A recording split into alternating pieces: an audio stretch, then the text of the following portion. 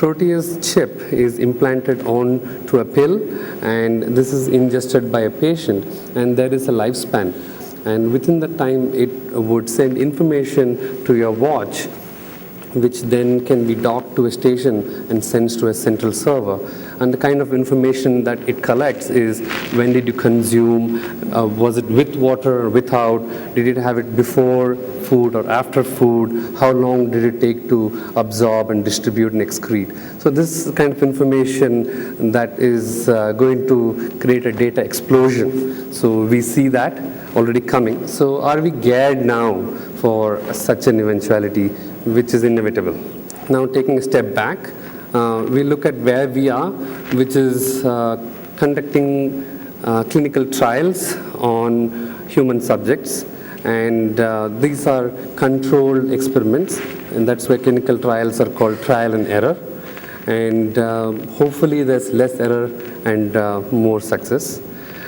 And this data then flows into a clinical database that is accessible only by the sponsor company. You also have the hospitals that bring in patients, where investigations can be conducted or research could be conducted, or any other eventualities for which a patient might visit a hospital. That information goes into a hospital database. And then you also have the payers and the pharmacies who are also having point of sale information collected into another type of database. Then you have information about, you know what, I heard about this great medication. Have you tried this? All of these information is floating around on the social media. You also have feedback on how a particular medication is doing from a patient or patient's caregiver's perspective. So you get those sound bites, or I would call web bites, and that's another piece of information that is available on a digital cloud. Now, the biggest challenge, I think, for healthcare, which is usually a wait and watch approach, unlike other technology companies which go headlong. Here, the data assimilation from these different sources is probably both a challenge and an opportunity, which will lead to better patient outcomes, because now you can start detecting risks much earlier.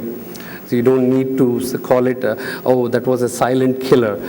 He had a heart attack while he was sleeping. So you can probably get those trends much earlier on. You can also look at statistical endpoints which are more targeted. So the patient population and subpopulation, and use genetic information and payer information, and maybe don't run clinical trials for 15,000 patients, have smaller sample sizes and use that to extrapolate data.